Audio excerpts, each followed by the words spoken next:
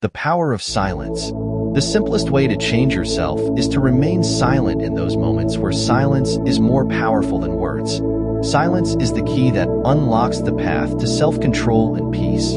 Greetings, friends. Welcome to your own channel. So, without any delay, let's move forward with today's story. A lesson in silence. A long time ago, in a small village of the Magadha kingdom, there lived a young man named Asif. He was impatient and short-tempered by nature. He had developed the habit of arguing over small matters and always responding immediately to everything. Over time, his behavior made people start avoiding him. Asif himself began to realize that his attitude was bringing more stress and loneliness into his life instead of peace and happiness. However, he didn't know how to change or escape from this situation. One day, he heard that Lord Buddha was delivering a sermon in a nearby forest. Asif had heard a lot about Buddha, his compassion, his wisdom, and his teachings on life. He thought to himself, maybe I will find the answers to my questions there. Without wasting any time, he quickly went to the place where the sermon was being held. A large crowd had gathered there. Buddha was explaining the deep truths of life in simple and clear words.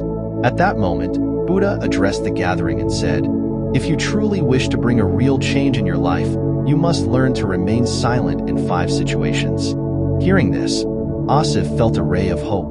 After the sermon ended, he went to Buddha, bowed before him, and asked, "Lord, you said that in order to change, one must remain silent in 5 situations.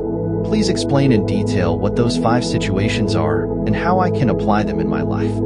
Buddha smiled and said, "To understand this, you will need patience, discipline, and self-reflection.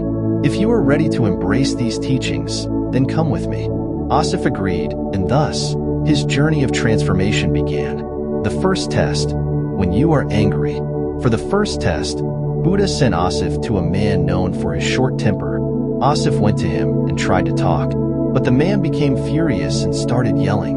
Asif was about to respond when he remembered Buddha's first lesson: when you are angry, remain silent. He controlled his emotions and quietly left. When he returned, Buddha asked, "What did you learn?" Asif replied, "Master, I realized that responding in anger only fuels more anger. Silence has the power to stop conflicts before they even begin." Buddha nodded in approval and said, "Very good. Now, you are ready for the second test." The second test, when others are angry. Buddha then sent Asif to a village where people were known to be very aggressive. As soon as he arrived, the villagers started shouting at him, insulting him for being an outsider. Asif remembered Buddha's second lesson: when others are angry, remain silent. Instead of arguing, he simply stood there, calm and composed. After a while, the villagers realized he wasn't reacting, so they lost interest and walked away. When Asif returned, Buddha asked, "What did you learn?" Asif smiled and said, "Master, I have seen that anger is like fire, it burns only when it finds fuel. My silence was like water. It extinguished their fire." Buddha smiled and said, "You are learning well. Now, for your third test." The third test, when you are in pain. Buddha sent Asif on a long journey across the mountains, where he faced hunger, exhaustion, and harsh weather. At times, his body ached, and his mind wanted to complain. But then he remembered Buddha's third lesson: when you are in pain, remain silent. Instead of complaining, he focused on moving forward. When he returned, Buddha asked, "What did you learn?" Asif replied, "Master, I realized that complaining only makes suffering worse. Silence gave me the strength to endure and keep going." Buddha nodded and said, "Now, for your fourth test." The fourth test, facing grief. For the next test, Buddha sent Asif to a family that had just lost a loved one. When he arrived, he saw the family mourning, crying, and asking, "Why did this happen to us?" Asif recalled Buddha's fourth lesson: when others are in grief, remain silent.